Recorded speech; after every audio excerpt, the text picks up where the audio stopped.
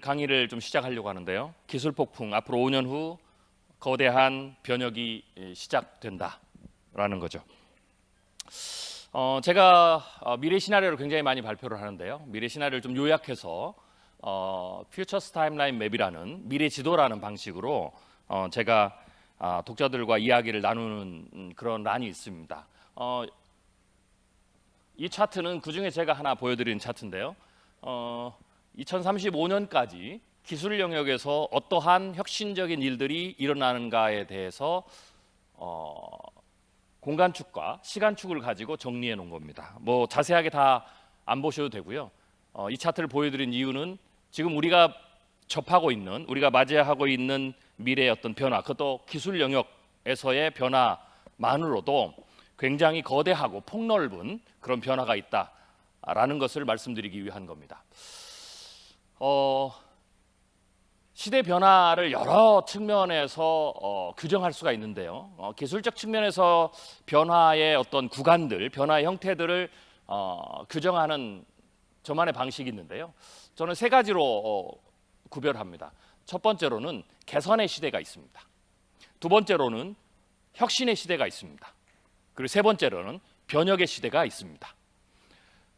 앞으로 5년, 2030년 이후 우리는 개선의 시대, 혁신의 수준의 시대가 아니라 변혁의 시대를 맞게 될 것이다 라고 보시면 됩니다. 변혁의 시대는 뭐냐라는 부분들은 제가 또 뒤에 한번 또 설명을 드릴 기회가 있을 것 같습니다. 변혁의 시대는 뭐 쉽게 말하면 이런 겁니다.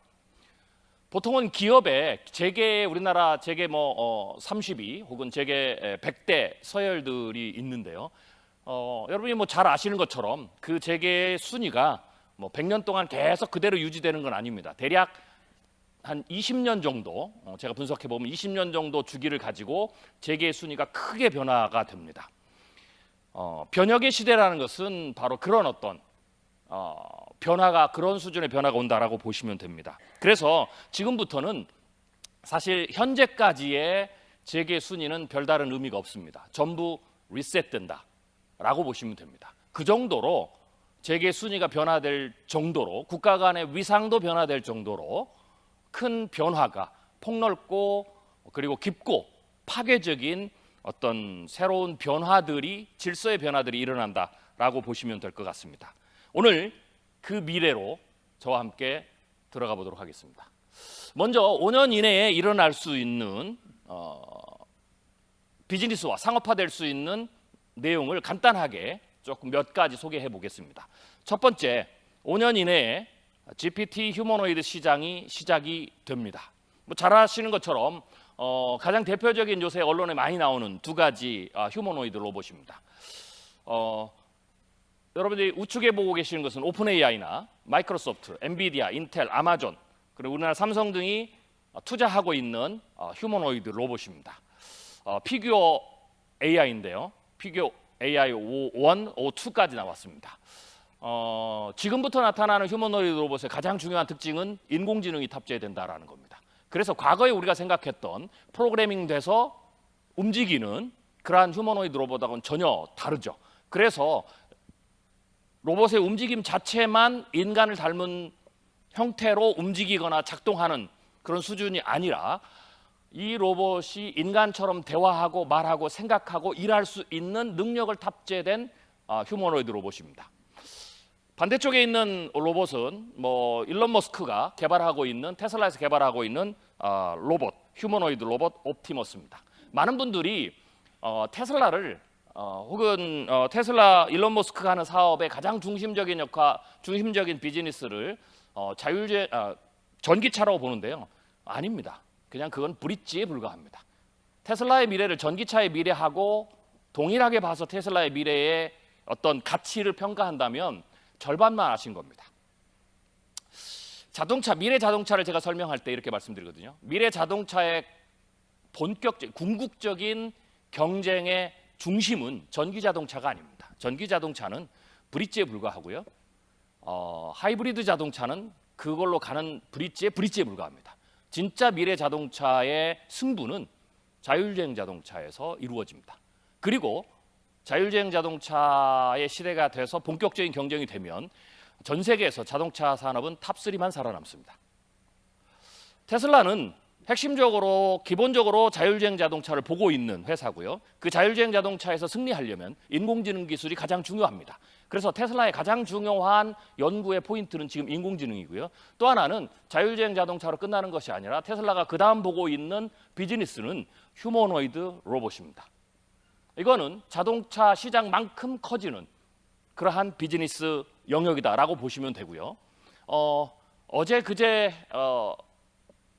일론 머스크가 완전 그 운전대가 없는 자율주행 자동차, 자율주행 택시를 발표를 했는데요. 물론 뭐 주가는 굉장히 실망스러운 움직임을 보였는데 뭐 그건 그냥 템포러리하게 일시적으로 나타난 현상에 불과합니다. 결국은 어쩌든지 간에 그 길로 갈 수밖에 없고요. 그러면서 동시에 그 이벤트를 하면서 굉장히 흥미로운 사건이 하나 나왔는데 그 바로 이 로봇의 업데이트 버전을 발표했습니다. 그래서 이 로봇이 대중과 함께 그 발표 이벤트장에서 대중과 함께 나오면서 같이 셀카도 찍고 생일 축하 노래도 불러주고 하는 일들이 벌어졌습니다. 아마 내년부터는 BMW부터 시작해서 일부 공장에서 이러한 휴머노이드 로봇이 실제로 일을 하는 그런 시대가 시작이 되고요. 5년 정도가 되면 가정에 필수 제품으로 들어가는 미래가 시작될 가능성이 굉장히 높습니다. 5년 후에 AI 무인 전투기가 배치가 됩니다. 지금 우크라이나 전쟁이 한창이고 그리고 이스라엘과 중동에서 전쟁이 벌어지고 있는데요. 이미 지금 현재의 전쟁에서는 다음 차세대 전쟁에 대한 많은 파일럿 테스트들이 이루어지고 있는데 그 핵심은 인공지능이 탑재된 무인 로봇, 인공지능이 탑재된 로봇을 통한 전쟁에 대한 파일럿 테스트가 이루어지고 있다라고 보시면 되고요. 이번 전쟁이 끝난 이후에 다음번 전쟁은 본격적으로 AI가 탑재된 전쟁이 시작될 겁니다. 당연히 이러한 형태들은 이러한 새로운 기술들에 대해서 또 다른 발전을 이루어주게 하는 그런 일들이 벌어지게 되겠죠. 5년 이내에 입는 로봇도 대중화가 됩니다. 제가 어제 영덕군에 가서 제가 가끔은 이제 대중들을 만나는 강연을 하는데요. 어제 제가 영덕군에 내려갔다 왔어요. 네. 꽤 멀더라고요. 서울에서 가는데 한 4시간 정도.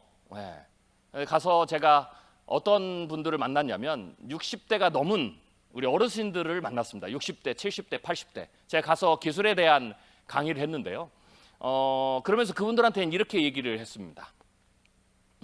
제가 기업에서도 이런 얘기를 하거든요. 우리가 4차 산업혁명이라고 얘기하는 그런 기술, 산업들이 있습니다. 인공지능부터 시작해서 자율주행, 로봇, 수많은 기술들이 있는데요. 그것의 최대 고객은 누구라고 생각하십니까? 최대의 고객은 보통은 지금까지는 새로운 기술이 나오면 그 기술에 대해서 최대의 고객은 젊은 세대들이었습니다. 그 기술을 신기술을 빨리 받아들이고 또 그것을 빨리 응용할 수 있고 빨리 사용할 수 있는. 그러나 4차 산업혁명도 물론 그런 세대들이 그런 새로운 기술에 열광하기도 하고 그런 새로운 기술들을 가장 잘 사용할 수도 있지만 비즈니스 산업은 최대의 고객은 60대, 70대, 80대 고객입니다. 그래서 만약에 미래 산업에 대해서 마케팅 전략을 세우신다. 그러면 50대, 60대, 70대, 80대가 최대 고객이라는 걸 생각하셔야 됩니다. 두 가지 이유입니다. 하나는 지금 현존하는 세대 중에서 가장 돈이 많은 세대가 그 세대입니다. 첫 번째. 네. 두 번째. 지금 제가 보여드리고 앞으로 보여드리고 오늘 강의에 쭉 보여드린 모든 기술들의 가장 필요한 것은 재미가 아니라 실제로 자기의 삶에서 가장 필요한 사람은 50, 60, 70, 80 세대입니다. 입는 로봇. 20대는 안 입고 다닙니다. 물류 공장에서나 일하겠죠. 수십 킬로짜리를 들어야 될 때. 그러나 50, 60, 70 세대는 이것을 입어야 등산할 수 있고 이것을 입어야 뛸 수 있고 이것을 입어야 걸어 다닐 수 있고 이것을 입어야 이동성을 가질 수가 있습니다. 필수 아이템입니다. 그게 입는 로봇이다 라고 보시면 될 것 같습니다. AI가 5년 이내에 인간이 만든 모든 시험을 통과하게 됩니다. 젠슨 황이 얘기한 내용입니다. 이번에 여러분 잘 아시는 대로 얼마 전에 오픈 AI에서 5원 프리뷰 버전을 발표했습니다. 프리뷰 버전은 뭐냐면 새로운 알고리즘을 구축했는데요. 추론에 집중하는 알고리즘을 구축했습니다. 그리고 이 버전의 이 버전은 완전히 차별화된다라고 하는 상징을 보여주면서 GPT-5로 한 것이 아니라 O1이라고 했습니다. 그리고 GPT-5는 따로 개발을 하고 앞으로 GPT-5 전문가들은 GPT-5, 6하고 O1, O2, O3 이런 식으로 두 개를 따로 엔진을 갈 가능성이 높다라고 현재까지는 추정합니다. 물론 나중에는 두 개를 합칠 수도 있고 이번에 O1을 본 버전을 발표하면서도 합칠 수도 있는데 어쩌든지 간에 이번에 새로운 버전을 발표했습니다. 새로운 버전의 원래 본 버전은 O1입니다. 그런데 O1을 발표하기 전에 O1 프리뷰를 먼저 발표했는데요. 그 이유는 O1 프리뷰는 맛보기 버전입니다. O1에. 지금 전문가들은 GPT-5하고 O1 본 버전이 이미 개발이 끝났을 거다라고 지금 얘기하고 있고요. 그런데 왜 지금 본 버전이 발표가 안 됐냐면 지금 AI에 대한 규제가 굉장히 많이 강화되는 추세가 있습니다. 그래서 지금 미국에서는요, GPT-5도 그렇고 O1도 그렇고 이제 새로 나온 엔진들은 새로 업데이트된 엔진들은 정부가 전부 다 검증을 합니다. 그래서 지금 검증 기간이 있기 때문에 발표를 하지 못한 거예요. 그런데 지금 인공지능의 발전 속도가 굉장히 빠릅니다. 경쟁 속도도 굉장히 빠르고요. 챗GPT뿐만 아니라 구글도 그렇고요, 클로드도 그렇고요, 젠스파이크도 그렇고요. 수많은 이 기업들이 물론 상당 부분들은 다 구글과 오픈 AI 출신들이 만들거나 나와서 스타트업에서 하는 기업들이죠. 경쟁 속도가 어마어마하게 빠릅니다. 그래서 하루가 멀다 하고 새로운 기술들을 계속 업데이트하면서 런칭하면서 이 회원들을 지금 끌어당기는 일들을 하죠. 왜냐하면 앞으로 지금 생성형 인공지능의 가장 중요한 비즈니스는 핵심 비즈니스는 어디서 승자가 결정되냐면 검색 시장입니다. 구글이 가지고 있는 모든 검색 시장이 전부 다 리셋되고 생성형 인공지능의 승자가 다 가져갑니다. 그래서 지금 어마어마한 수십조의 적자를 내면서도 최후의 승자가 되면 그 시장을 전부 다 가져갈 수 있고 또 하나는 그 시장만 가져가는 것이 아까 제가 휴머노이드 보셨죠? 휴머노이드 시장에서도 그 시장을 다 가져갈 수가 있습니다. 자, 예를 들면 이렇게 보시면 되는데요. 제가 자율주행 자동차도 그렇고 휴머노이드도 그렇고 지금 탑3가 살아남을 가능성이 가장 높다. 탑3에 들어야 된다라고 하는 이유가 있습니다. 이게 인공지능은요. 이렇게 보시면 됩니다. 조금 더 쉽게 구체적으로 말씀드리죠. 완전 자율주행 자동차가 나왔다고 생각해 보십시오. 그런데 이 완전 자율주행 자동차는 인공지능이 가장 중요한 핵심입니다. 인공지능이 인간을 대신해서 주행을 하는 거거든요. 이동성을 표현하는 거거든요.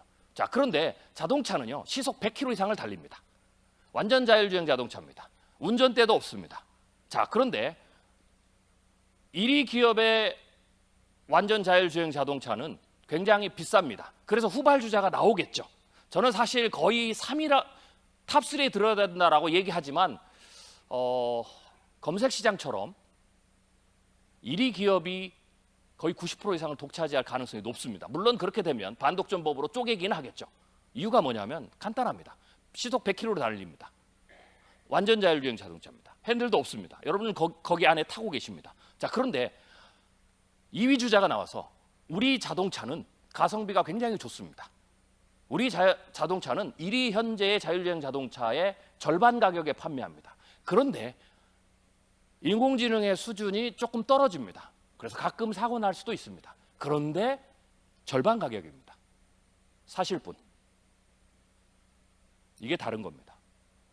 가전제품은 냉장고는 얘가 기능이 좀 떨어져도 상관없습니다.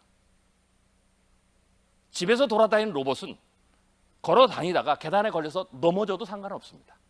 그런데 여러분의 생명을 맡기고 있는 자율주행 자동차는 인공지능 수준이 1등이 100% 그러면 우리 인공지능은 95% 수준의 성능을 가지고 있습니다. 라고 해도 안 삽니다. 그래서 이게 인공지능의 굉장히 중요한 차별점입니다. 그래서 독점 현상이 가장 강력해진다. 즉 1위로 올라가면 인공지능에 탑재된 거의 모든 그것도 생명과 관련된 모든 분야는 거의 독점할 가능성이 높다라고 보시면 됩니다. 그래서 이 시장이 어마어마하기 때문에 지금 수십조 이상의 적자를 내도 가는 겁니다. 1등을 하면 시장을 다 장악할 수가 있는 거죠. 그래서 이 경쟁이 치열하기 때문에 지금 계속해서 신기술들을 발표합니다. 그래서 이번에도 5원이 나오기도 전에 프리뷰를 발표를 했습니다. 프리뷰의 성능을 하나 보여드리겠는데요. 우리나라 네티즌들이 굉장히 대단하십니다. 새로운 기술이 나오면 곧바로 그날 전부 검증을 다 합니다. 테스트를. 그래서 5원 프리뷰가 나왔는데요. 검증을 했어요. 이거는 이제 오픈AI에서 발표한 건데요. 5원 프리뷰를 뭐라고 설명을 했냐면 인공지능 역사상 최초로 IQ 검사를 해서 120을 넘어간 첫 번째 인공지능이라고 얘기합니다. 인간의 평균 IQ가 100이거든요. 자, 그러면 그 지능의 수준이 어느 정도냐? 프리뷰가 나온 다음에 바로 그날 뜬 테스트 결과입니다.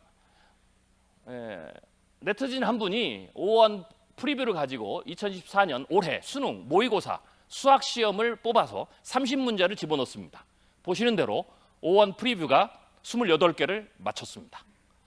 참고로 GPT-4 옴니까지는 수학 문제를 넣으면 잘 맞히지 못합니다.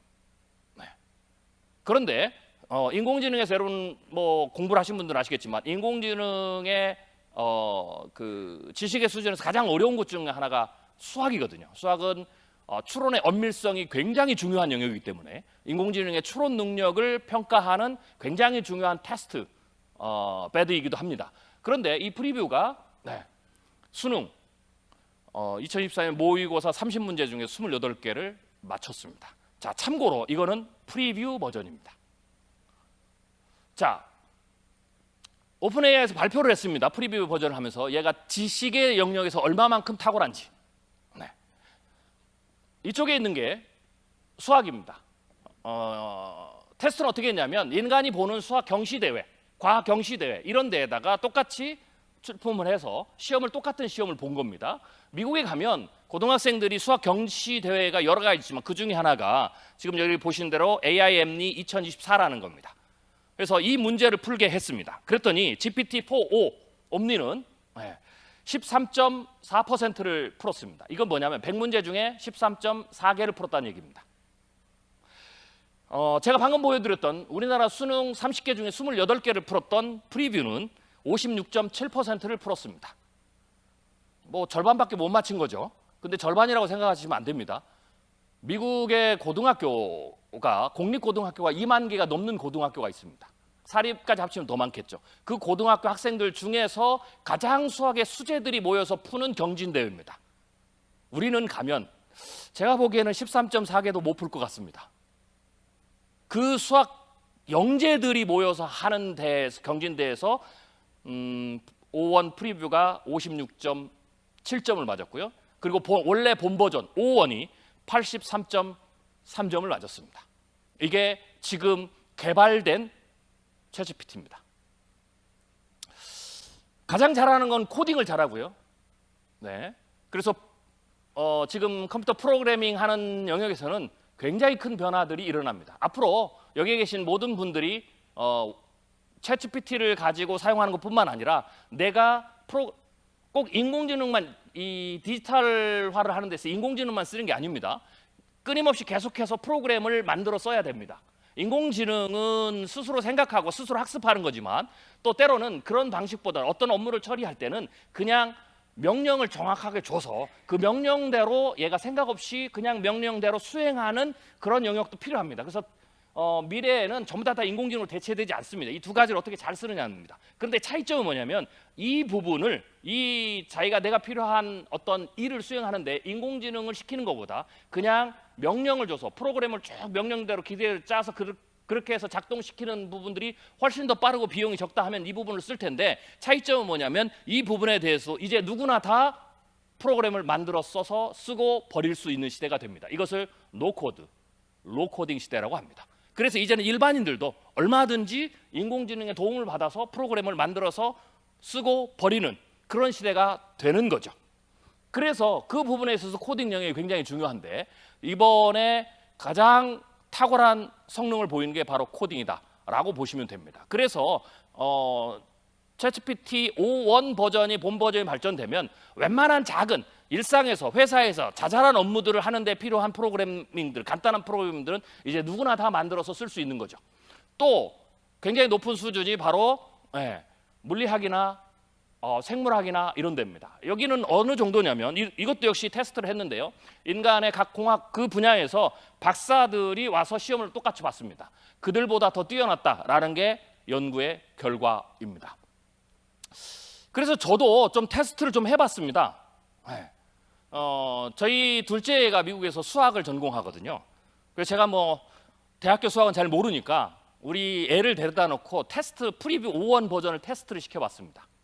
그래서 대학 2학년이니까 대학 2학년에 기말고사에 나오는 문제들을 가지고 제가 세 문제를 프리뷰 버전에다가 집어넣고 테스트를 해봤습니다. GPT-4 옴니하고. 첫 번째 결과는요. GPT-4 옴니는 세 문제 중에 한 문제만 맞췄습니다. 챗GPT 5원 프리뷰는 세 문제, 대학교 2학년 기말고사에 나올 법한 문제 세 문제 중에 세 문제를 전부 다 맞췄습니다. 또 하나는요. 제가 이걸 하면서 그 정도에서 문제를 맞췄느냐 못 맞췄느냐라는 부분들만 테스트한 것이 아니라 수학적 추론을 얼마나 잘하는지에 대해서도 그 문제 풀이를 쭉 보면서 평가를 좀 해봤습니다. 우리가 이제 이렇게 얘기를 하죠. 제가 이제 학생들한테 이렇게 하거든요. 문제풀이 실력이 뛰어나려면 어떻게 되느냐? 다 자녀들이 계시죠. 수학을 잘해야 또 좋은 학교에 우리가 갈 수 있잖아요. 그래서 수학에서 문제풀이 능력이 중요한데 거꾸로 문제풀이 능력은 크게 세 가지로 나눌 수가 있습니다. 이 세 가지가 좋으면 문제풀이 능력이 뛰어나지죠. 첫 번째가 뭐냐면 어떤 특정한 문제가 딱 주어지면 시험 문제가 딱 주어지면 그 문제를 푸는 방법이 무엇이 있는지를 파악하고 그 여러 가지 풀이 방법들 중에서 가장 효과적이고 효율적인 문제풀이 방법을 추론하는 거, 선택하는 거. 이게 첫 번째 문제풀이 능력의 가장 중요한 첫 번째 능력입니다. 수학 문제는 여러분 잘 아시는 대로 뭐 함수 문제라고 해도 단 하나의 문제풀이 방법이 있는 게 아니거죠. 여러 가지 문제풀이 접근 방법이 있습니다. 그래서 수학자들은 사실은 문제를 잘 푸는 게 아니라 어떤 특정한 문제에 대해서 어떠한 새로운 문제풀이 방법이 있는지 접근 방법을 연구하는 게 사실은 수학의 영역입니다. 그게 첫 번째 추론 능력입니다. 두 번째 추론 능력은 문제풀이가 가장 효율적인 문제풀이 방식을 추론하는 데 성공을 했다면 그 문제 선택한 문제풀이 방식을 전개를 하는 겁니다. 풀이 과정을 쭉 전개하는데 그 전개의 단계들이 굉장히 엄밀하고 정교해야 됩니다. 이게 두 번째 추론 능력. 세 번째 추론 능력은 그 문제풀이 방식의 각 단계마다 가장 엄밀한 연산을 수행해야 됩니다.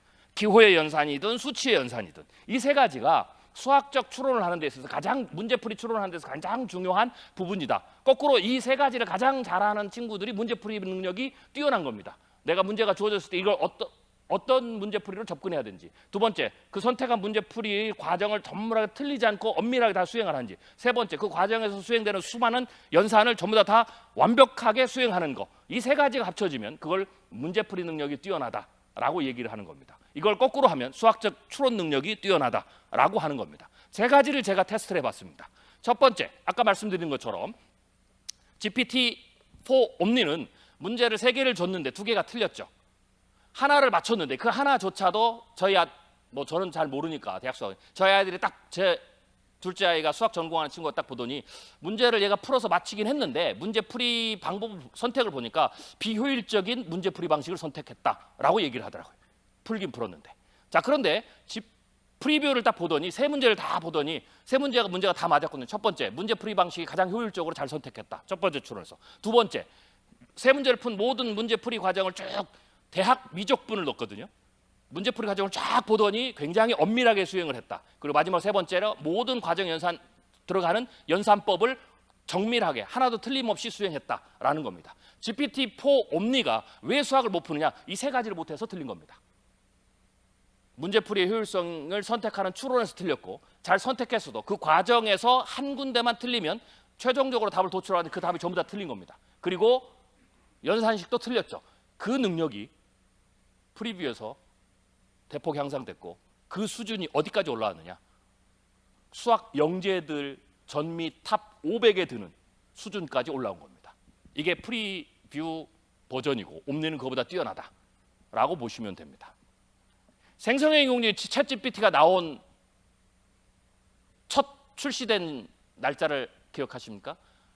하도 요새는 인공지능에 얘기 많아서 굉장히 오래전에 나온 것처럼 생각이 되는데요. 2022년 11월 30일 날 나왔습니다. 만 2년이 안 됐습니다. 만 2년 동안 성능이 향상된 수준이 이겁니다. 이 속도는 제가 이렇게 표현합니다. 기존에 우리가 생각했던, 우리가 경험했던 모든 기술들의 10배 이상 빠릅니다. 그래서 챗GPT 2022년 10월 30일 날 나왔을 때, 그 첫 번째 나왔을 때 그 경험을 하고 안 하신 분은 20년 전의 기술이다, 20년 전의 기억이다, 이렇게 생각하시면 됩니다. 이 속도면 3년 안에 모든 영역에서 서울대 교수님들 수준을 다 넘어갑니다.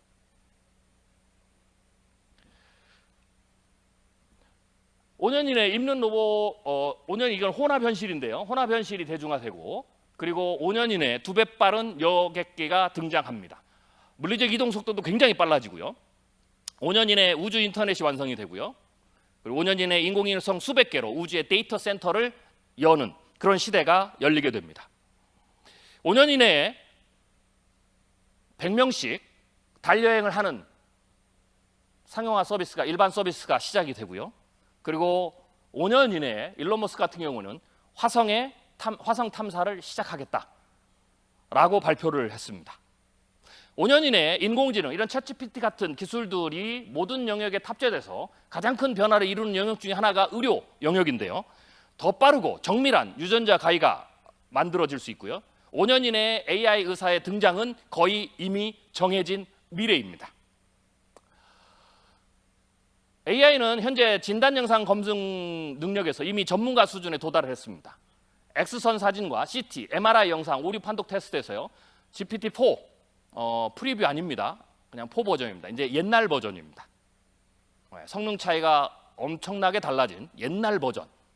제가 그래서 죄송합니다. 그렇게 부르겠습니다. GPT 옛날 90 버전에서도 오류 감주율이 82.7%입니다. 인간 영상의학과 선임 전문의가 89.3%고요. 주치의가 80%고 레지던트가 80%입니다. 그래서 선임 전문의 최고의 판독 의사를 제외하고 나머지 영역에서는 AI가 훨씬 더 뛰어난 판독을 보였다. AI가 가장 잘하는 것 중에 하나가 판독입니다. 그래서 거의 모든 판독 분야는 의료계뿐만 아니라 앞으로의 거의 모든 분야에서의 판독 분야는 AI를 쓰셔야 됩니다. 그게 인간보다 훨씬 낫다라고 보시면 됩니다. 더 중요한 것은 이 기술이 모두가 보편적으로 쓸 수 있는 아주 저렴한 가격에 제공이 된다는 겁니다. 자, 이건 제가 한번 샘플 해봤습니다. 이것도 프리뷰 버전 5원 버전이 아니고요. 그냥 옛날 버전입니다. GPT-4. 저희 연구원 중에 한 사람이 이렇게 차를 타고 가다가 뒤에서 추돌 사고를 당했어요. 큰 사고는 아니었어요, 다행히. 그래서 이제 목이 삐끗하잖아요. 그래서 병원에 가서 자기 목 엑스레이 사진을 찍은 겁니다. 그리고는 GPT-4 옴니, 여러분 그냥 지금 쓰고 계시는 단돈 20불에 쓰는 그 GPT-4 옴니다 집어넣습니다. 그리고 이렇게 얘기했죠. 너는 세계적인 신경외과 의사야. 환자는 50대 남성이야. 환자 MRI 목 디스크 사진을 보고 현재 상황과 이후 치료 과정에 대해서 구체적으로 설명하라. 그랬더니 설명한 내용입니다. 아직 안 써보셨군요. 또 하나입니다. 하나의 또 테스트를 했습니다. 이분이 아는 분이 좀 나이가 든 여성분인데요. 몸이 안 좋아서 피 검사를 했습니다. 그리고 그 피 검사 자료를, 기본 자료를 받아서 역시 9버전, 옛날 버전 GPT-4 옴니에다 집어넣습니다. 그리고는 분석을 하라고 했더니 분석한 내용입니다. 더 중요한 거, 파란색이었는데 입원, 현재 환자의 상태가 심각하므로 입원이 필요합니다 라고 조언을 했습니다. 피 검사를 보고 실제로 이 환자는 입원한 환자입니다. 이게 GPT-4 옴니 옛날 버전 9버전에서 나오는 테스트입니다. 이것을 뛰어넘는 버전이 5원 프리뷰고요. 그리고 이 속도면 3년 이내에 어느 정도 수준까지 올라가실 줄 알겠죠. 5년 이내에 나노로봇 혈관, 뇌에 침투하는 치료들이 시작이 되고요. 그리고 5년 이내에 인공지능뿐만 아니라 다양한 영역에서 암 혹은 불치병과 난치병을 해결하는 그러한 기술들이 조금 더 발전을 하게 됩니다. 그래서 여러 가지 일들이, 새로운 일들이, 의료계의 새로운 혁신들이 일어난다라고 보시면 될 것 같습니다. 그리고 일부에서는 흥미로운 작업들도 하고 있죠. 5년 이내 유전자 편집 기술로 메모들을 복원하는데 이러한 기술에서도 인공지능이 굉장히 중요한 역할을 한다라고 보시면 되겠습니다. MS CEO가 2023년 행사에서 이런 얘기를 했습니다. 인공지능은 당신의 인노베이션, 혁신을 슈퍼 차징할 거다. 그냥 차징도 아니고 슈퍼 차징한다. 그리고 우리의 imagination, 우리의 상상력, 인간의 상상력을 풍부하게 인스파이어링 할 거다라는 얘기를 했습니다. 어떤 분은 인공지능에 대해서 이렇게 얘기합니다. 인공지능은 이제 공기다.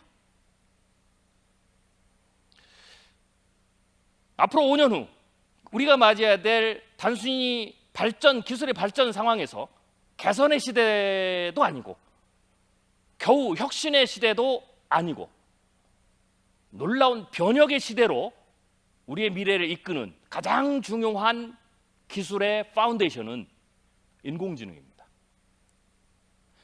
물론 이번에 여러분 잘 아시는데 두 가지 사건이 벌어졌는데요. 이번에 그 하나의 클루가 이번에 노벨상을 시상이 됐죠. 우리나라 노벨 문학상을 타서 정말 영광스럽고 자랑스러운데요. 또 다른 놀라운 점이 있죠. 이번에 노벨 물리학상 그리고 노벨 화학상에 인공지능 개발자들이 올라왔습니다. 그 노벨 물리학상은 호필드 교수하고 힌튼 교수죠. 이 두 사람이 현재의 LNM 기술을 열게 된 가장 중요한 핵심적인 알고리즘을 개발했고요. 화학상에서는 우리가 알파고로 잘 알려져 있는 딥마인드가 알파폴드라는 그런 기술까지를 개발하면서 굉장히 혁신적인 변화들을 가져왔기 때문에 노벨상들이 수여됐습니다. 그러니까 실제로 보면 그런 측면에서 인공지능은 굉장히 커다란 변화들을 이미 이루고 있다라고 보시면 됩니다. 그런데 한 측에서는 이렇게도 얘기를 합니다. 그분들이 또 인공지능 얘기하면서 이런 얘기를 하시죠. 인공지능이 뭐 이제 좀 여러분이 혼돈되실 수 있는데 아까 제가 오픈AI를 보여줬는데 오픈AI가 O1 프리뷰를 발표하면서 O1 프리뷰의 지능을 인간의 IQ 120을 돌파했다. 그러면서 오픈AI CEO가 무슨 얘기를 했냐면 수천인 이내에 초지능까지 도달할 수 있다. 수천인이라면 10년 이내입니다. 라고 이 얘기를 했습니다. 그래서 한쪽에서는 인간을 뛰어넘는 지능의 얘기를 하고 그런데 이 두 분 혹은 또 메타의 인공지능의 전체를 지도하고 있는 대표적인 인공지능 4대 천왕 중에 한 사람이 또 어제 또 신문에서 이런 얘기를 했습니다. 지금 인공지능에 대한 환상이 너무 많다. 지금 현재 인공지능의 수준은 고양이의 지능보다 못하다. 그리고 앞으로 인간을 뛰어넘는 초지능이 나오는 것은 수십 년 안에는 불가능하다라는 얘기도 했습니다. 양쪽의 얘기가 전부 다 인공지능의 대가, 세계적인 대가들이 하는 얘기입니다. 어떤 게 맞을까요? 둘 다 맞습니다. 초지능을 어떻게 보느냐에 따라서 해석이 달라집니다. 오픈AI에서 얘기했던 프리뷰가 IQ 120을 넘었다는 것은 그냥 단순하게 지식의 영역입니다. 지식의 측면에서 지식을 얼마나 컨테인하고 있느냐, 얼마나 빠르게 지식을 끄집어내느냐, 얼마나 빠르게 지식을 추론하느냐 능력에서는 그 테스트만 하면 그것을 테스트하는 인간의 시험하고 보면 IQ 120이 맞는 거고요. 그 측면에서 보면 앞으로 3년 이내에 혹은 10년 이내에 모든 영역에서 인간의 지식적인 측면은 다 뛰어넘는 게 맞습니다. 그렇지만 이쪽은 뭘 얘기하느냐면 진짜 인간의 지능을 얘기하는 겁니다. 살아있는 생명체가 발휘하는 지능, 그 지능은 앞으로 수십 년 안에 인간을 뛰어넘는 지능으로 가기는 어려운 게 분명합니다. 두 가지 의견을 여러분이 잘 구별해서 들으셔야 되는데요. 왜 이걸 구별해서 들으셔야 되느냐? 이렇게 구별하지 않으면 여러분들이 심각한 실수를 하게 됩니다. 그래서 이 부분을 따르게 되면 AI 별것 아니구나 라고 생각하게 되겠죠. 그런데 이 부분을 따르면 AI는 굉장히 파괴적이고 우리의 모든 산업과 모든 영역을 다 뒤집어 엎을 수 있습니다. 그래서 이렇게 생각하시면 됩니다. 인간을 뛰어넘는, 인간이 정말로 두려워해야 되는 그런 인공지능의 출현은 걱정하지 않으셔도 됩니다. 수십 년 동안. 어쩌면 우리 살아생전에 못 나올 수도 있습니다. 그래서 인공지능이 인간을 파괴할 것이다 라고 하는 생각은 접어두시는 게 좋습니다. 그런 일은 절대로 안 일어납니다.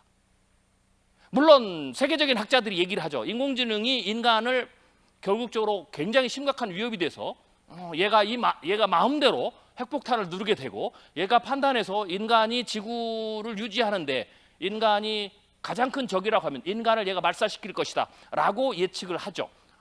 이것을 우리가 미래학에서 뭐라고 하냐면 뜻밖의 미래라고 합니다. 뜻밖의 미래는 목적이 있습니다. 뜻밖의 미래는 경고입니다. 실제로 그런 일은 일어나지 않습니다. 그러니 걱정하지 않으셔도 됩니다. 일어난다는 거 왜 일어나느냐? 그런 미래가 그런 위험이 있지만 우리가 아무것도 안 한다는 전제로 일어나지 않는 겁니다.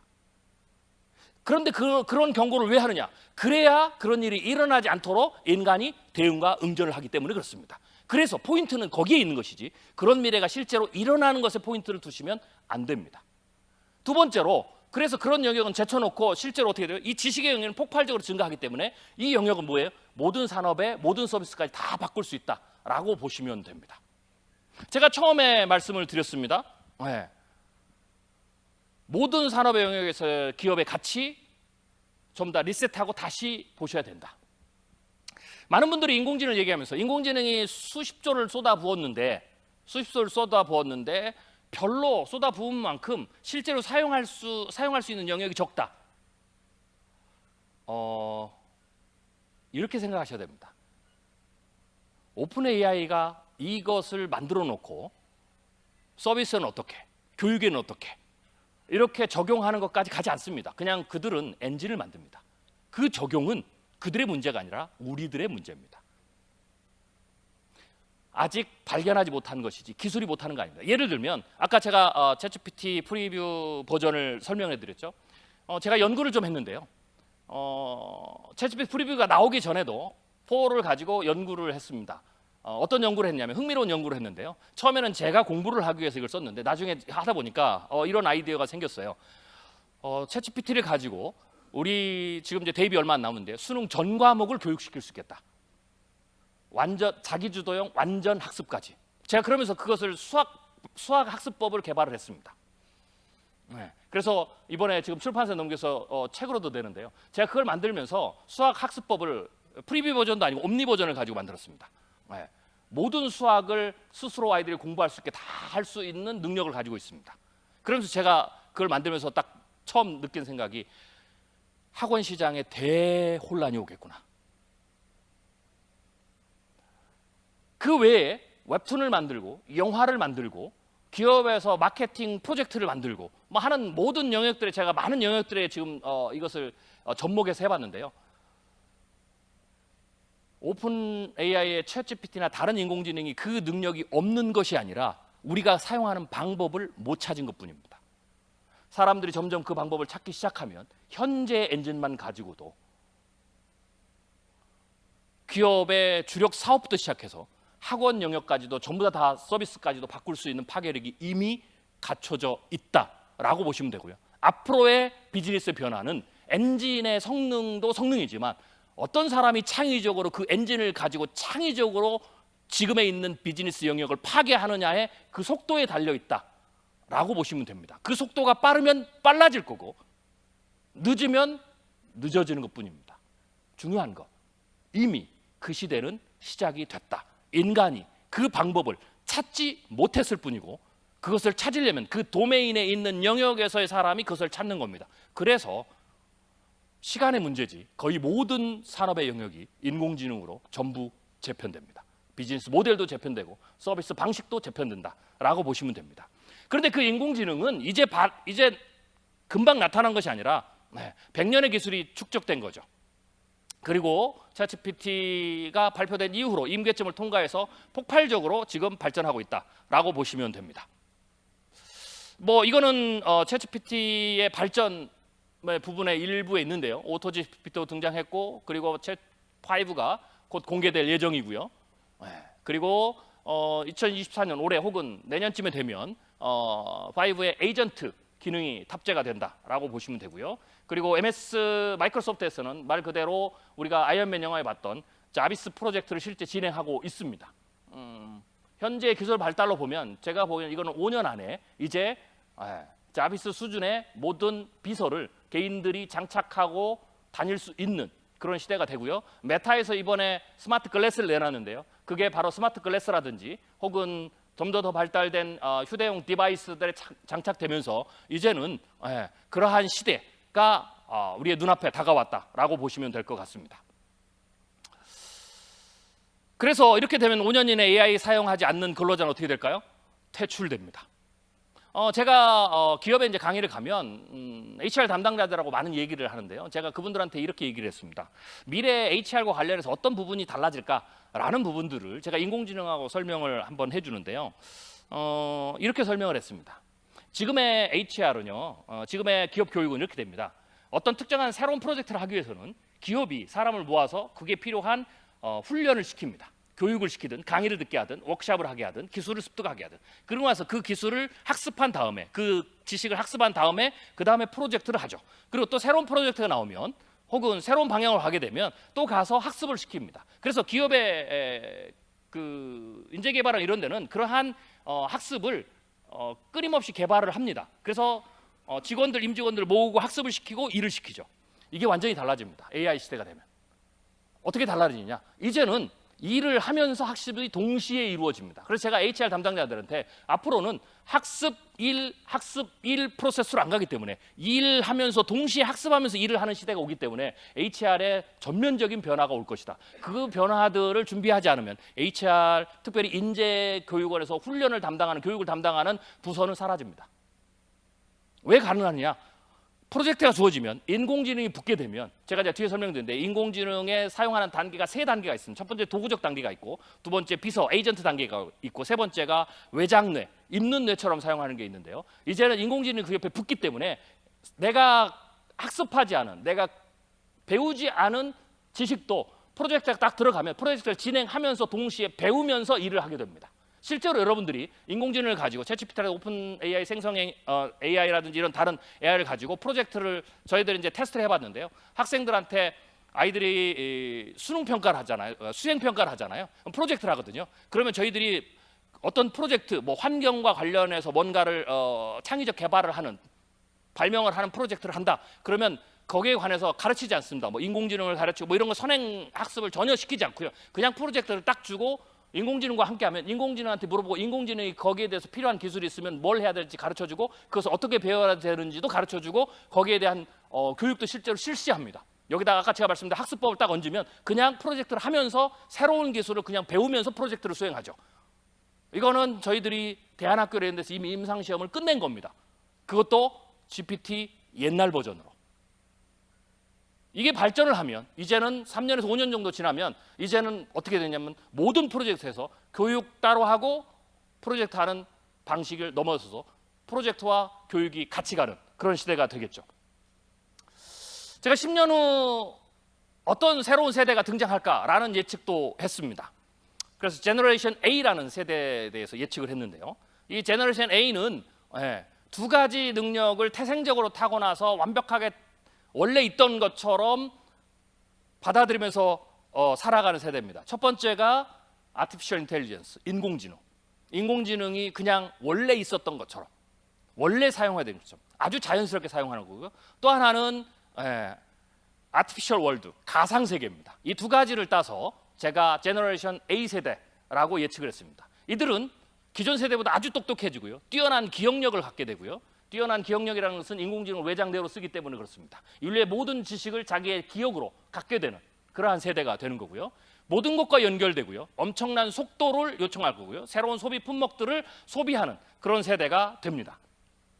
이거는 또 다른 예측인데요. 제가 2015년에 했던 겁니다. 미래 인공지능의 시스템 아키텍처입니다.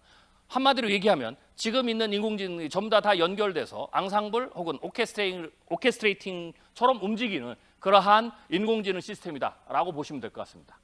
여러분이 잘 아시는 양자 컴퓨터입니다. 인공지능의 발전 속도에 큰 영향을 미치는 것 중에 하나가 컴퓨팅 파워입니다.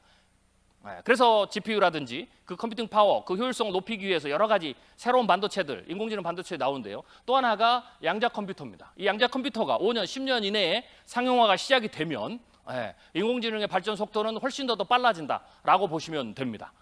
이거는 구글이 만든 70큐빗 양자 컴퓨터인데요. 구글의 이 70큐빗 양자 컴퓨터는 2022년 11월에 세계에서 가장 강력한 슈퍼컴퓨터가 프론티어라는 건데, 이 프론티어가 47년 걸릴 것으로 예상되는 계산을 200초 만에 수행했습니다. 컴퓨팅 파워가 폭발적으로 증가하게 되죠. 이것은 인공지능, 또 인공지능에 탑재된 수많은 서브 기술의 획기적인 변화, 발전을 가져온다라고 보시면 될 것 같습니다. 이건 제가 인공지능을 인간하고 분류한 건데요. 인간의 역량을 어디까지 쫓아올 수 있느냐라고 했을 때, 약한 인공지능은 인간의 측면에서는 감성, 이성, 지성, 도덕성, 영성 측면에서 지성까지는 쫓아오고요, 현재. 그리고 인간의 또 다른 능력 중에 분별력, 전략 수립력, 통찰력이 있는데, 이 약한 인공지능, 현재 인공지능은 인간의 지성 그리고 전략 수립력까지도 충분히 인간을 대체할 수 있다. 이게 지금 여러분이 보고 계시는 생성형 인공지능입니다.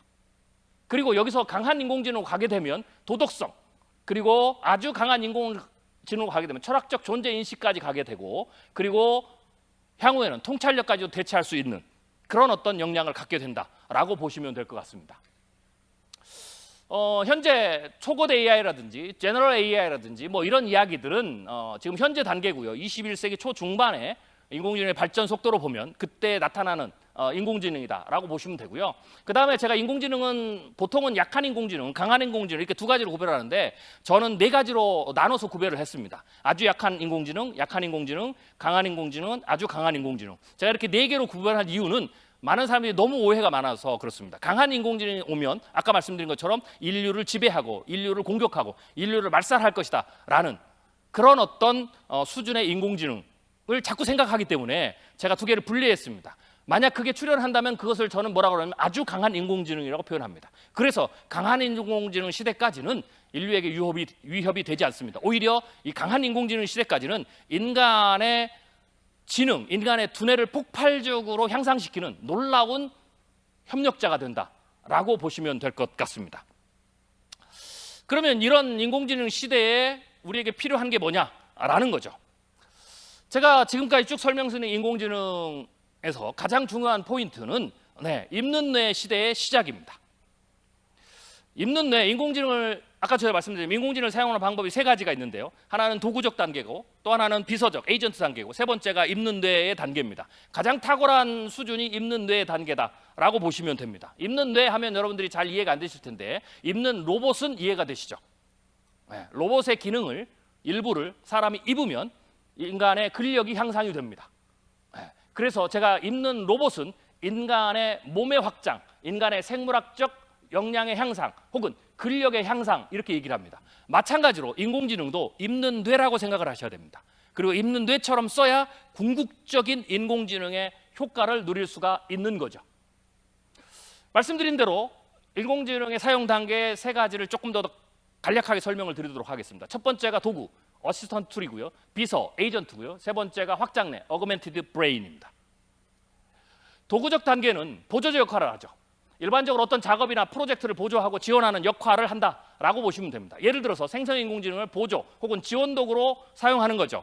그래서 일정 관리를 한다든지, 많이 들어보셨을 겁니다. 이메일 정리를 한다든지, 간단한 질문에 답변을 제공한다든지, 이러한 수준에서 인공지능을 사용하시는 것을 저는 도구적 단계로 지금 인공지능을 사용한다라고 얘기를 합니다.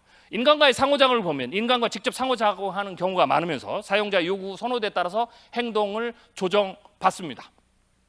이 단계에서 가장 많이 회자되는 게 프롬프트 엔지니어링입니다. 얘를 도구를 잘 써야 되니까 명령을 잘 전달해야 되겠죠.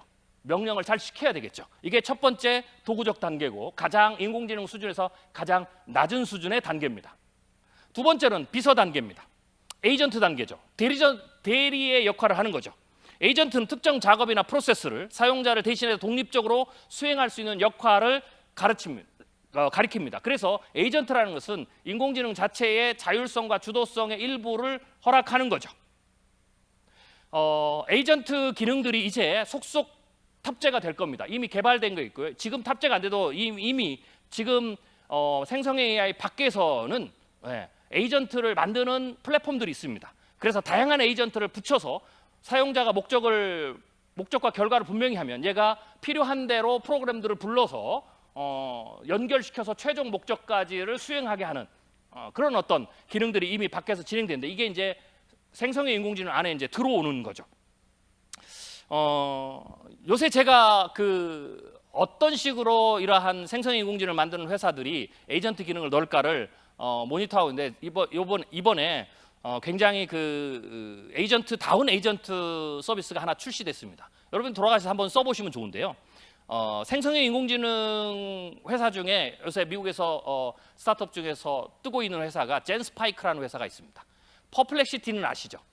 퍼플렉시티는 SK통신에서 이미 투자도 하고 장착을 했습니다. 그래서 SK통신에서 그 서비스하는 그 인공지능을 쓰면 거기에 이제 퍼플렉시티 들어가거든요. 퍼플렉시티와 경쟁하는 회사 중에 하나가 젠스파이크라는 회사입니다. 이것도 역시 오픈 AI 출신들이 만든 건데요. 이 젠스파이크는 검색과 탐색과 블로그를 같이 해놓은 건데요. 이 젠스파이크가 이번에 굉장히 재미있는 서비스 하나를 탑재했습니다. 그게 뭐냐면 오토파일럿 에이전트라는 겁니다. 아직 안 써보셨으면 꼭 한번 써보시길 제가 추천을 드릴게요. 이게 왜 어떤 역할을 하냐, 어떤 에이전트를 하냐면 여러분이 인공지능 생성 AI를 쓰면 가장 많이 나오는 얘기가 할루시에이션 얘기가 나옵니다. 얘가 한 말을 믿지 못하겠다. 그래서 그 할루시에이션, 그 자료에 대한 검증이 가장 중요합니다. 그래서 그 검증을 하는 할루시에이션을 피하는 프롬프트 엔지니어링 기술도 나오고 굉장히 많이 나옵니다. 그런데 이 젠스파이크가 그런 서비스, 그 시장을 타겟으로, 그 문제를 타겟으로 내놓은 게 오토파일럿 에이전트라는 건데요. 그 오토파일럿 에이전트에 들어가시면 여러분이 검증하고 싶은, 저도 굉장히 많이 씁니다. 제가 이제 책을 많이 쓰니까 자료 조사를 많이 하거든요. 그리고 책을 원고를 넘기면 이번에 제가 그 책을 그 권력이라는 책을 하나 썼습니다. 인간 인류 최초 가인의 시대부터 현재 미중 패권까지 최고의 권력을 획득하는 데 패턴이 있습니다. 그 패턴이 역사적으로 어떻게 변했는지, 앞으로 어떻게 발전하는지, 그래서 미래에 그 다음 권력자를 예측할 때 어떻게 사용해야 되는지, 이 부분들의 패턴을 뽑아내기 위해서 제가 권력이라는 책을 썼는데 한 600페이지, 한 700페이지짜리 책을 썼습니다. 근데 책을 출판사에 넘겼는데 출판사에서 그 책을 원고를 쭉 보고 이제 편집을 하고 난 다음에 마지막으로 저자에게 다시 한번 소스 출처들을 조금 더 체크해달라라고 해서 저자 감수를 해서 50가지 영역을 그 책에서 50개를 다시 뽑아서 저한테 보내줬습니다. 과거 같아서는 제가 리서치했던 모든 걸 다 뒤져야 되겠죠. 이번엔 그렇게 하지 않았습니다. 그거를 1시간 만에 끝냈습니다. 50개를. 어떻게? 젠스파이크를 써서요. 그래서 거기서 검증을 해달라고 하는 문구가 있습니다. 그 문구를 팩트 체크죠. 그거를 제가 오토파일럿 에이전트 젠스파이크에 집어넣습니다. 그러면 얘가 집어넣으면 얘가 인터넷에서 검색할 수 있는 모든 자료를 전부 다 검색을 합니다. 그래서 보통 대략 한 150개에서 200개 출처를 전부 다 교차 검증을 다 합니다. 그리고는 제가 어떻게 되면 차를 찾고 검증을 하고 그 다음에 어떤 부분은 근거 자료가 확실하다, 이거는 근거 자료 불충분하다, 이렇게 얘기하고요. 또 다시 재미있는 것은요, 그걸 쭉 보시면 자기가 반성을 합니다. 이걸 검증을 그러면 어떤 방법으로 다시 해야 될까? 근거가 적다 보니까 반대 의견을 찾아보자, 이런 식으로 자기가 계획을 짜요. 그래가지고 쭉 나오면 그게 한 10분 정도 작업을 하거든요, 스스로. 그리고 최종적으로 얘가 결과를 냅니다. 내가 요 문구에 검증을 해야 되는 이 문구에 대해서 200개 정도의 자료 출처를 전부 다 검증했다. 논문부터 시작해서. 그리고는 결론을 내립니다. 그래서 이 문구의 앞문장은 증거가 충분하고 근거가 많고 그 근거를 쭉 댑니다. 출처도 됩니다. 심지어는 원문도 가져옵니다. 그리고 나머지 뒷부분은 증거가 불충분합니다. 그리고 이렇게 다시 리서치를 하세요라고 나옵니다. 그리고 마지막에 뭐라고 나오냐? 지금 제가 수십만 단어를 검색했는데 여러분이 사용자가 이것을 직접 검색하려면 9시간 정도 걸립니다. 그것을 10분에 해드렸습니다. 라고 스스로 칭찬하고 끝납니다. 이게 에이전트입니다. 이 서비스가 시작이 됐습니다. 이제 모든 생성형 인공지능이 이러한 비슷한 에이전트 서비스를 낼 거다. 그리고 그들이 내지 않는 보편적으로 많이 쓰는 게 나오는 거고요. 나머지 영역들은 에이전트를 만들 수 있는 서비스가 나올 겁니다. 그게 에이전트다라고 보시면 됩니다. 그 다음에 세 번째가 확장내죠. 이게 궁극적으로 인공지능을 사용하는 단계입니다. 생성형 인공지능이 인간의 생물학적 뇌와 함께 연동되어 사용되는 상태를 얘기합니다. 제가 확장뇌, 외장뇌, 입눈뇌라는 것은 제가 사용하는 용어인데요. 그러면 생각하고 일하는 방식에 근본적인 변화가 일어납니다. 사용자의 생물학적 뇌에서 작동되는 생각의 기술, 업무 처리된 인식 기술, 업무의 본질과 한계를 인지하고 이해하고 처리하는 것, 이게 무엇이고 어떤 순서를 하는지 등을 문서하고 프로세스에 와서 이를 초거대 언어 모델에게 숙지시킴으로 대신하거나 효율화하는 상태고요. 저는 이 수준을 궁극적인 생성인공지능을 사용하는 방식이라고 이것을 제가 확장내라고 얘기를 합니다. 자, 이 부분에 대해서 조금 더 구체적으로 설명을 드리죠. 인공지능의 기억력은 한 인간, 한 기업의 기억력 수준을 넘었다라고 보시면 됩니다. 지능에서 지식을 검증하는 수준만 120을 넘은 게 아니고 이미 그 이전에 올드 버전에서도 인공지능의 기억력은 한 인간, 한 기업의 기억력의 수준을 넘었습니다. 이거는 인공지능이 여러분 잘 아시겠지만 그냥 간단하게 보여드리는 겁니다.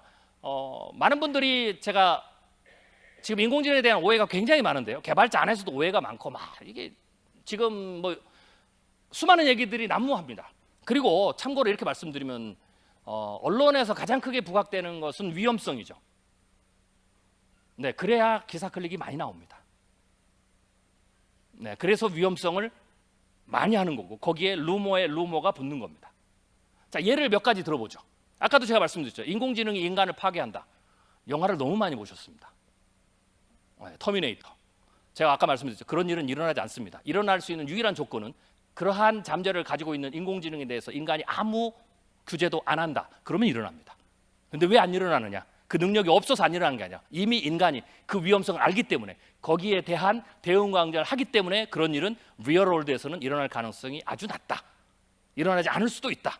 심지어는 자유의지를 갖는 인공지능은 개발이 불가능할 수도 있습니다. 왜냐? 인공지능은 기본적으로 인간의 뇌의 작동 방식을 모방하는 게 핵심인데 왜 자유의지를 갖는 인공지능이 저는 못 나올 가능성이 더 높다고 보냐면 인간은 수만 수십억 년의 인간의 역사가 있지만 자기 뇌에서 자유의지가 어디서 작동되는지 인간은 아직도 모릅니다. 모르는 걸 어떻게 만듭니까? 자유의지가 만들어질 수 있는 그럼에도 불구하고 철학적으로 유일한 방법은 뭐냐? 인간의 뇌가 복잡게 컴플렉스 시스템이니까 어쩌다 보니까 갑자기 자유의지가 탄생될 수 있다. 이게 유일한 겁니다. 그래서 자유의지를 가지고 또 자유의지도 인간에게 레벨이 있습니다. 인류를 파괴하려면 이 인간이 인류에게 이 지구에 가장 위험하니까 인간을 파괴했다라고 하는 수준의 선택 그리고 그것을 실행에 옮길 수 있는 자유의지를 가지려면 성의 모든 법을 위에 초월해서 새로운 법을 디자인하고 그것에 대해 도덕적 확신성을 갖는 수준의 사람의 자유의지를 가져야 됩니다. 그게 성인의 자유의지입니다. 자유의지를 만드는 것도 어려운데 그 수준에 올라가는 또 다른 문제입니다. 그래서 인간을 말살시키는 인공지능은 우리 세대는 거의 일어나지 않을 가능성이 높고 앞으로도 만들어질 가능성이 낮다라고 볼 수가 있는 거죠. 이게 이제 가장 큰 오해인데요. 또 다른 오해 중에 그거 말고 또 다른 오해가 있습니다. 인공지능이 인간 같다. 이거는 개발자들에서 나옵니다. 이걸 개발해 보니까 개발자가 마치 커밍아웃 하는 것처럼 얘기를 하죠. 내가 인공지능 우리가 지금 개발하고 있는데 개발자들이 실제로 오픈AI에 나오죠. 여러분들 가끔 언론을 통해 들으셨을 거예요. 얘가 자의식을 가지고 있는 것 같다. 천만에요. 인공지능은 기계입니다. 너무 인공지능의 의윤화를 하셨어요. 얘가 자의식을 갖는 게 아니고요. 그 개발자가 얘하고 일을 하다 보니까 얘한테 자의식을 이식한 겁니다. 의인화. 이게 사람의 능력입니다. 쉬운 예를 들죠.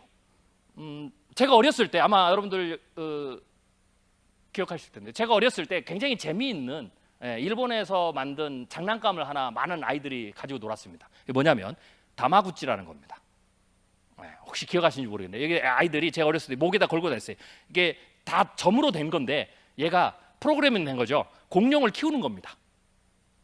그러면 버튼을 누르겠죠. 먹이를 준다. 이렇게 해가지고 그래서 공룡이 아래에서 부화해가지고 공룡이 큽니다. 그리고 공룡이 죽어요. 그거를 하나를 소프트웨어를 장착해서 그걸 아이들이 가지고 다니면서 공룡 모형을 하면서 그걸 키웁니다. 그리고는 키우다가 이제 공룡이 죽잖아요. 애들이 슬퍼합니다. 그냥 기계입니다. 근데 왜 슬퍼할까요? 그 공룡에 의인화를 한 겁니다. 그냥 공룡은 공룡입니다. 그냥 소프트웨어입니다. 걔가 자의식이 있고 걔가 살아있고 생명체가 아니라 인간이 의인화한 겁니다. 즉 인간은 모든 사물에 의인화할 수 있습니다. 여러분 예능 프로그램 보셨을 텐데요. 나 혼자 산다에 보면 많은 이제 연예인들이 나와서 하잖아요. 그 중에 굉장히 재미있는 분이 있잖아요. 그분이 뭘 키우냐면 돌을 키웁니다. 여러분 돌 키워보셨습니까? 네, 말도 안 되는 것 같죠? 근데 그분은 진짜더라고요. 네, 돌에다가 눈도 붙이고 입도 붙이고 물도 줍니다. 대화도 합니다. 돌입니다. 그런데 대화를 하고 애완견처럼 애완묘처럼 키웁니다. 그게 인간의 능력입니다. 인공지능에 그러고 있는 겁니다. 그러니까 착각하지 마십시오. 그냥 기계입니다. 그냥 데이터베이스입니다. 또 어떤 분은 그렇습니다. 인공지능을 개발했더니 얘가 사람을 속이더라. 치팅하는 전략을 구사하더라. 그래서 인공지능이 그걸 통해서 인공지능이 앞으로 인간을 속여서 인간을 파괴할 거다. 인간의 해를 가할 거다라고 얘기를 합니다. 네. 틀린 게 아닙니다. 맞습니다. 근데 왜 걔가 그렇게 할까요? 그건 오픈 AI가 그런 게 아니고요. 그 인공지능은요, 그렇게 하도록 학습시킨 인공지능입니다. 그 능력이 있는지 없는지를 보려고. 그래서 인공지능을 그렇게 학습을 시켰으니까 얘가 인공지능의 목적이 인간을 속이는 겁니다. 전략을 가지고. 그리고 속일 수 있도록 하는 학습의 내용을 학습시킨 겁니다. 그러니까 어떻게 됩니까? 얘가 그 목적에 준해서 인간을 속이죠. 이건 왜 합니까? 그럴 수 있기 때문에 그렇게 학습시키면 안 된다 라는 것들의 다양한 연구를 하기 위해서 만들어진 겁니다. 그렇게 생각하셔야 됩니다.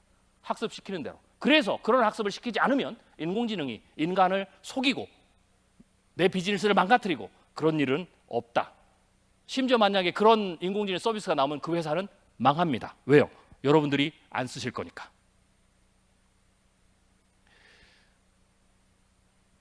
지금까지 인공지능은 데이터베이스를 스칼라 방식이나 이런 걸 했는데 이거는 벡터 방식이죠.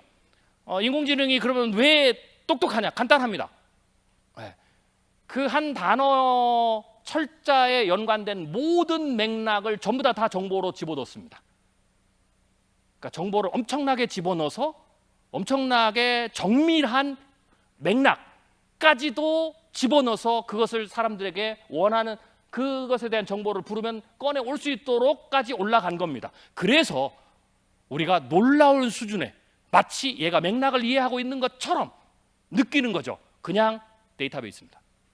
또 다른 오해입니다. 인공지능을 생성형 인공지능, 그러니까 얘가 뭔가를 막 지어낸다. 그래서 얘가 만들어낸 지식을 우리가 어떻게 믿을 수 있냐? 얘가 만들어낸 지식이다라고 생각하는데요.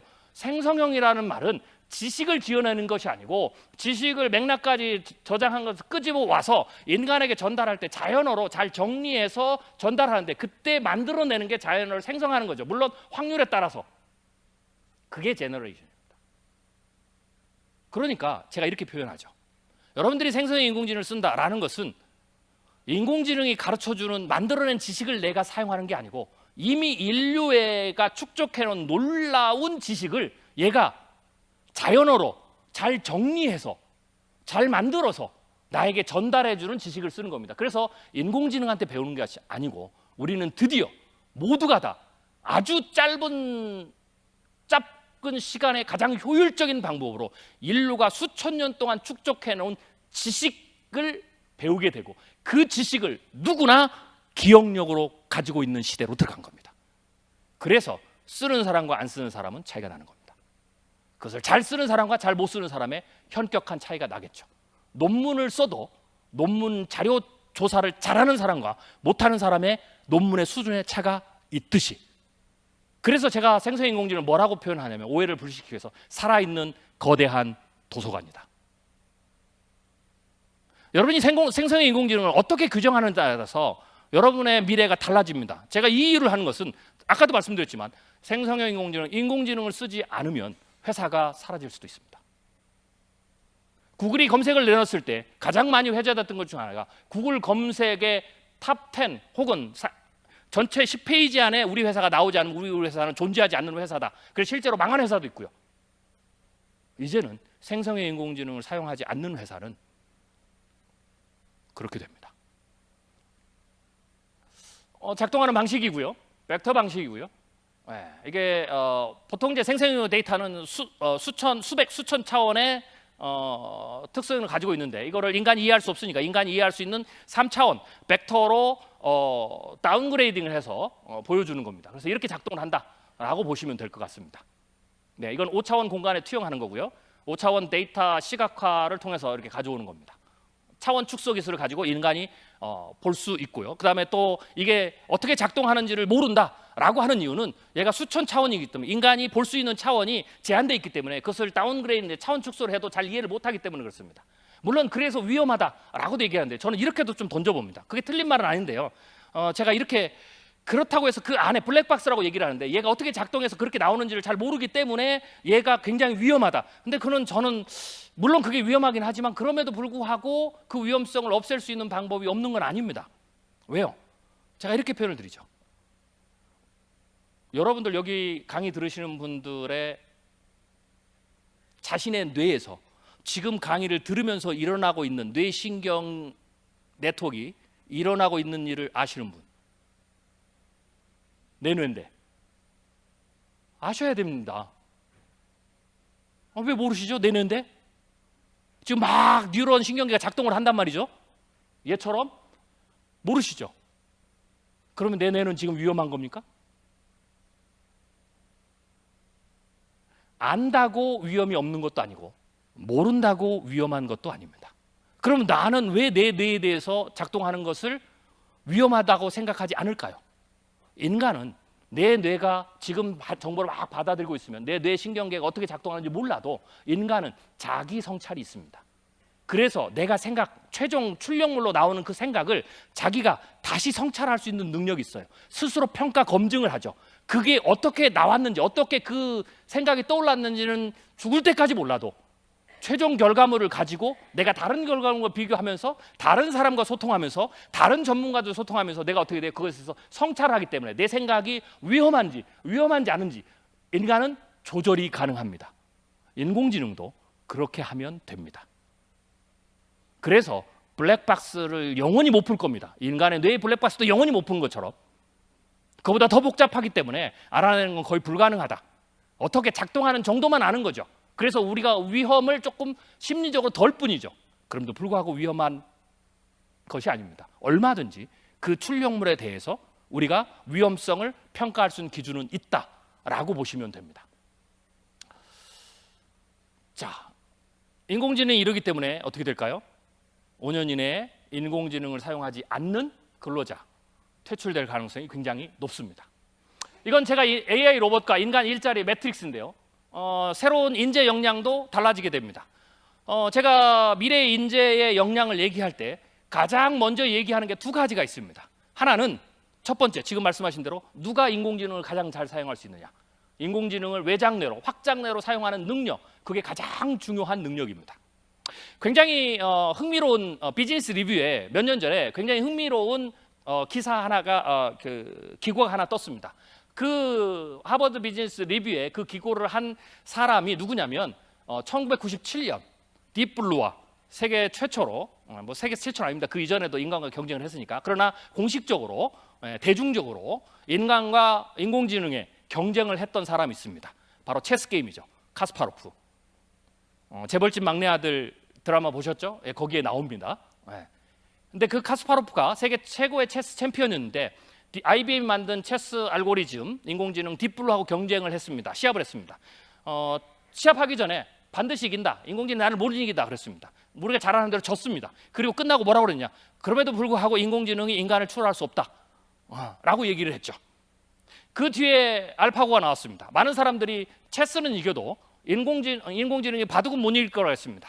바둑을 두는 그 당시 최고의 프로기사인 이세돌도 마찬가지였습니다. 내가 다 이길 수 있다라고 했죠.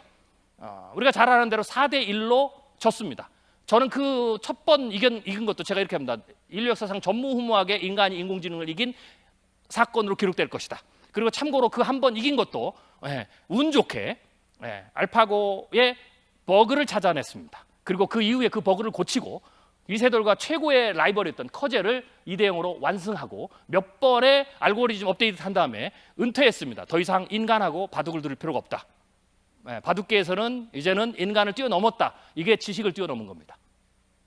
바둑은 그 외에도 많은 게 있죠. 예술의 영역까지. 그래도 중요한 것, 지식은 뛰어넘습니다. 그리고 바둑계가 지금 바뀌었습니다. 그 뒤에 많은 사람들이 했습니다. 바둑이 없어질 거라고. 아닙니다. 바둑계는 없어지지 않았고요. 바둑을 배우는 방법, 바둑을 훈련하는 방법, 바둑을 두는 방법이 다 달라졌죠.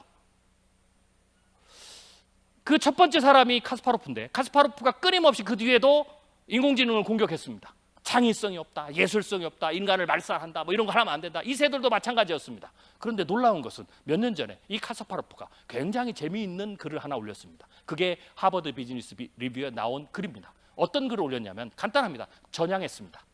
결론은 이겁니다. 인공지능 써야 된다.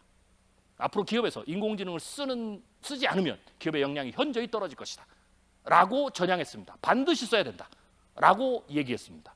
그러면서 이 주장을 하는데 두 가지의 예를 카스파로프가 들었습니다. 자기가 실험을 했습니다. 첫 번째 실험은 뭘 실험을 했느냐, 자기가 세계 1인자잖아. 1위, 2위하고 체스를 뒀습니다. 그래서 두 가지 실험을 했는데 첫 번째는 실제로 그냥 인공지능 없이 뒀습니다. 그래서 자기가 4대 0으로 이겼습니다. 그리고는 이게 실험의 진짜인데 두 번째에서는 체스 인공지능을 같이 썼습니다. 똑같은 거를. 그랬더니 결과가 어떻게 되느냐, 2대 2로 무승부가 났습니다. 그러면서 카스파로프가 이걸 이렇게 했습니다. 도대체 어떤 일, 왜 그랬을까? 라고 하면서 카스파로프가 이렇게 평가를 했습니다. 나하고 그냥 인공지능 없이 두면 4대 0으로 내가 무조건 이기는데 인공지능을 같이 쓰는 순간 2대 2가 됐다. 그 이유는 인공지능이 나의 전략을 무력화시켰기 때문이다. 이렇게 얘기했어요. 두 번째 실험을 했습니다. 인공지능 체스 대회가 있는데요. 오프라인에서 하는 것도 있고 온라인에서 하는 것도 있습니다. 그래서 온라인 체스 대회에서 실험을 하나 했습니다. 거기에는 팀으로 경쟁하는 체스 대회입니다. 그래서 참가자들이 팀을 자기 마음대로 구성할 수 있습니다. 그런데 이번에는 실험을 하나 한 거죠. 거기에 인공지능까지도 집어넣습니다. 그래서 팀을 2명 이상을 구성하는데 프로 선수들끼리 해도 되고 아마추어 선수들끼리 해도 되고 인공지능을 써도 되고 안 써도 되고 심지어는 슈퍼컴퓨터 체스 인공지능도 단독으로 출전했습니다. 그리고 컴퓨팅 파워도 슈퍼컴퓨터를 쓸 수도 있고 아니면 자기가 쓰는 보통적인 컴퓨터를 몇 개를 병렬로 쫙 연결해서 컴퓨팅 파워를 아마추어답게 연결해서 써도 되고 뭐 조합은 여러 가지입니다. 그래서 그렇게 체스 대회를 했습니다. 그리고는 결론이 뭐냐, 누가 이겼을 것 같습니까? 카스파로프가 그 사례를 설명하면서 누가 이겼느냐, 약한 인간, 이 조합인 겁니다. 약한 인간 그리고 약한 컴퓨터, 그런데 가장 강력한 사용 노하우, 이 조합이 우승했습니다. 프로의 조합, 심지어는 슈퍼컴퓨터가 단독으로 간 것도 이겼습니다. 약한 인간은 뭐냐, 아마추어입니다. 아마추어 둘이 자기들이 구성한 컴퓨터 네트워크를 가지고 인공지능은 똑같이 썼는데 체스, 그런데 뭘 했냐, 이 체스 인공지능을 활용하는 노하우, 얘를 전략적으로 사용한 노하우가 가장 뛰어났죠. 이 조합이 우승을 했습니다. 카스파로프가 이 두 가지 사례를 얘기하면서 앞으로 미래에 이제 기업에서 인재를 사용하는 방법이 달라질 것이다. 지금은 기업에서 단독적으로 가장 강력한 슈퍼 A급의 인재를 스카우트합니다. 수억을 줘서라도 수십억을 줘서라도 스카우트합니다. 직원이 일을 잘 못한다, 그럼 내보내고 또 다른 더 잘하는 사람을 뽑습니다. 이게 지금까지의 HR입니다. 미래는 달라집니다. 카스파로프 얘기한 것은 당신의 직원이 약하냐, 약한 인간이냐, 그럼 어떻게 하면 됩니까? 인공지능의 최고의 노하우를 가르쳐라. 그러면 슈퍼 A급보다 심지어는 인공지능 그 자체보다 뛰어난 성과를 발휘할 수 있다. 그걸 내가 체스판에서 경험했다. 그러면서 이 조합이 미래의 HR의 가장 중요한 역량이다 라고 얘기를 했습니다. 뭐 제가 얘기를 하면 안 믿으시겠죠. 그런데 카스파로프가 실제 당사자가 수십 년 동안 그 체스 게임에서 지고 난 이후에 수많은 생각을 하면서 이겨보겠다고 해봤던 그 사람이 결론적으로 내린 결론입니다. 그래서 사용하는 사람과 사용하지 않는 사람의 역량이 달라지죠. 이게 첫 번째 인재의 조건입니다. 두 번째가 그럼에도 불구하고 인간만이 할 수 있는 고유한 능력이 있습니다. 그러면 그게 뭘까요? 그게 바로 많은 사람들이 이렇게 착각을 합니다. 생성의 인공지능을 쓰면 사람이 바보가 된다. 가장 어리석은 오해입니다. 생성의 인공지능을 물어보고 답만 하면 바보가 되지, 생각이 멈추겠죠. 그렇지만 생성의 인공지능을 나의 뇌처럼 쓰게 되면, 제가 이렇게 얘기해요. 인간은 뇌가 두 가지가 있습니다. 좌뇌와 우뇌가 있죠. 그런 것처럼 또 기억력도 마찬가지입니다. 그런 것처럼 이제는 인간이 좌뇌, 우뇌 그리고 그걸 통합해서 전전두엽에서 최종적인 프로세스를 내는 것처럼 이제는 인간의 좌뇌, 우뇌가 있고 외장뇌가 있다. 이 외장뇌는 기억력에서 탁월하다. 인류의 모든 지식을 가지고 있다. 그래서 이 세 가지 뇌를 이제는 잘 쓰는 사람, 그리고 그것을 인간의 전전에서 최종적으로 가지고 와서 그 생각에 자기의 생각을 더 얻는 그 생각, 그걸 우리가 통찰력이라고 하죠. 이 기술을 가진 사람이 인공지능을 활용해서 최고의 퍼포먼스를 낼 수 있는 사람이 된다라고 얘기를 합니다. 그게 바로 인간의 통찰력입니다. 그래서 앞으로 미래 인재에서 가장 중요한 것 중을 두 가지를 한다면 인공지능 활용 능력이고, 그 다음에 그걸 활용해서 내가 인간의 통찰력을 제시하는 거죠. 그런 부분들을 반영을 하면 이제 어떤 직업들이 사라질 거며 인간의 어떤 능력들이 필요치 않게 되고 어떤 능력들이 새롭게 되는지에 대해서 우리가 알 수 있는 표가 바로 이런 표입니다. 정리해 보겠습니다. 제가 처음에 말씀드렸습니다. 기술의 발달로 봤을 때 세 가지의 시대가 있다. 기술이 점진적으로 계단 하나로 올라가듯이 개선되는 시대가 있고요. 두 번째로는 계단을 두세 개를 껑충껑충 뛰어 올라가서 개선의 속도를 획기적으로 발전시키는 혁신의 시대가 있습니다. 그리고 그 혁신을 더하게 되면 그 다음에는 완전히 새로운 차원의 판으로 들어가는 그 시대가 옵니다. 그게 바로 변혁의 시대입니다. 변혁의 시대에는 모든 영역에서의 판이 새로워집니다. 제로 그라운드가 이루어집니다.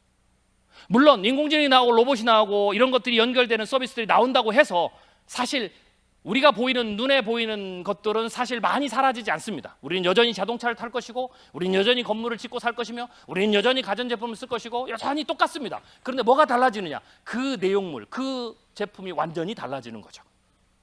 제가 자율주행 자동차를 얘기할 때 제가 이렇게 합니다. 미래 자동차는 굉장히 커다란 시장이다 라고 얘기를 하죠. 그 이유가 뭐냐면 미래에는 자동차도 계속해서 사고 타입니다. 근데 왜 이게 굉장히 중요한 산업이냐? 모든 사람이 자동차를 다 바꿔야 되니까요. 자율주행이 되는 것과 되지 않는 것 딱 둘로 나눠집니다. 자율주행이 되지 않는 자동차는 이렇게 됩니다. 여러분 지금 자동차를 타시면 가끔 1000대, 10,000대 중에 한 사람, 아니 거의도 없습니다. 그런데 아주 자동차 매니아는 어떤 자동차를 타냐면 수동 기어 자동차를 타십니다. 왜 탑니까? 그게 재미있어서. 우리는 수동 기어를 타지 않습니다. 미래의 자동차, 사람이 운전하는 자동차는 그런 영역입니다. 그리고 모두가 다 자율주행을 하게 되겠죠. 그래서 어떻게 됩니까? 나는 자율주행 나와도 못 믿어서 안 타 하는 사람도 결국 다 쓰게 될 겁니다. 모두가 다 자동차를 바꾸는 시대. 그래서 미래 자동차의 산업이 큰 거죠. 그런데 그것뿐만 아니라 인공지능이 들어가면 모든 디바이스를 다 바꿔야 됩니다. 침대도부터 바꿔야 되고 가전제품 전부 다 인공지능으로 바꿔야 되겠죠.